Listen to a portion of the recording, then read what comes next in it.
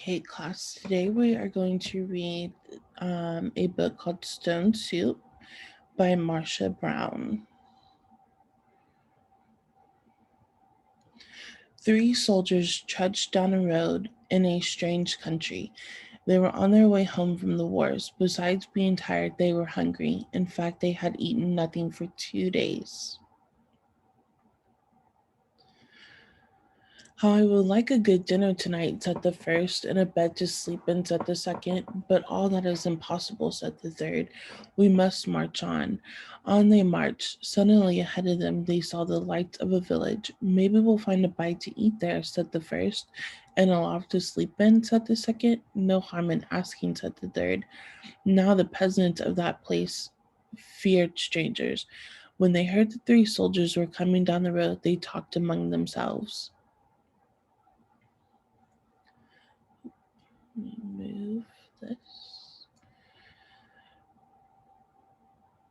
Here come three soldiers. Soldiers are always hungry, but we have little enough for ourselves. And they hurried to hide their food.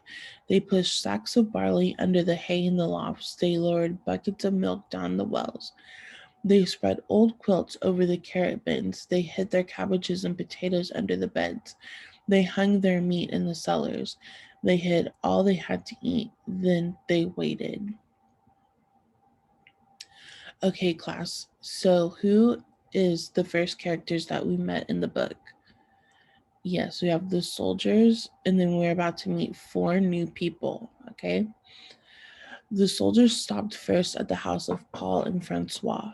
Good evening to you, they said. Could you spare a bit of food for three hungry soldiers? We have no food for ourselves for 3 days, said Paul.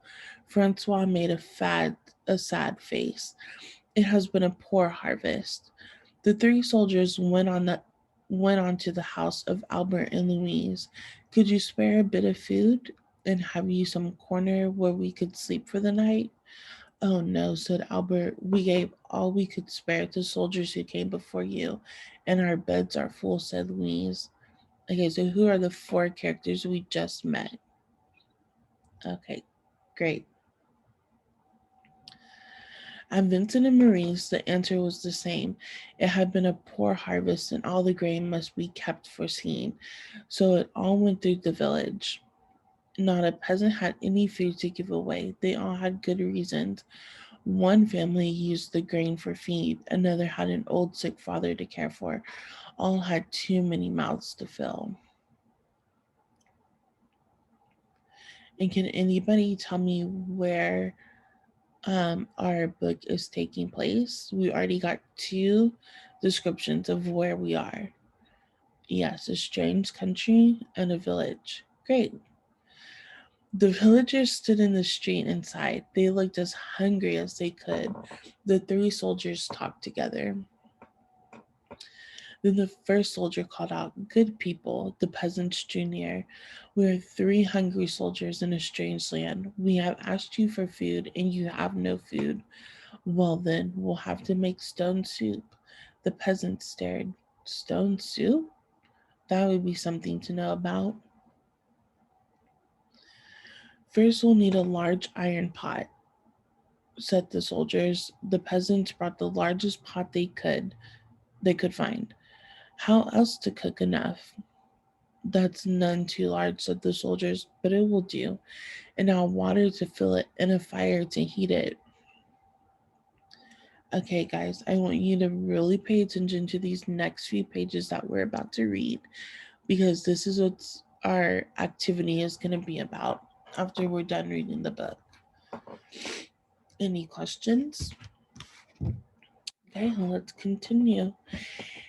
It took many buckets of water to fill the pot. A fire was built on the village square and the pot was set to boil. And now, if you please, three round smooth stones. Those were easy to find. The peasants' eyes grew round as they watched the soldiers drop the stones into the pot. Any soup needs salt and pepper, said the soldiers as they began to stare. Children ran to fetch the salt and pepper. Stones like these generally make good soup. But oh, if there were some carrots, it would be much better. Why, I think I have a carrot or two, said Francois, and off she ran. She came back with her apron full of carrots, with a bin beneath the what from the bin beneath the red quilt.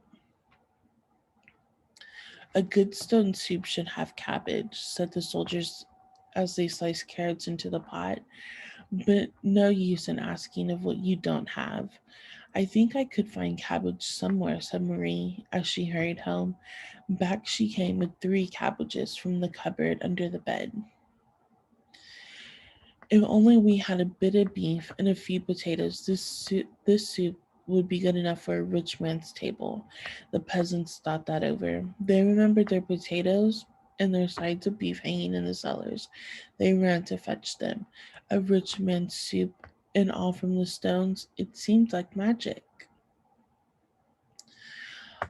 Ah, sighed the soldiers as they stirred the beef and the potatoes. If only we had a little barley and a cup of milk, this soup would be fit for a king himself. Indeed, he asked for such a soup when last he dined with us. The peasants looked at each other. The soldiers had entertained the king well, but no one asking of what you don't have. The soldiers sighed. The peasants brought their barley from the lofts. They brought their milk from the wells.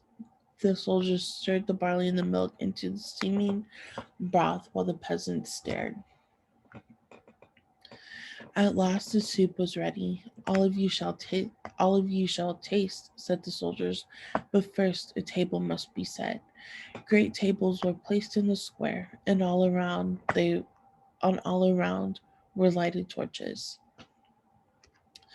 Such a soup, how good it smelled, truly fit for a king. But then the peasants asked themselves, would not such a soup require bread and a roast and cider? Soon a banquet was spread, and everyone sat down to eat. Never had been such a feast, never had the peasants tasted such a soup and fancy made from stones.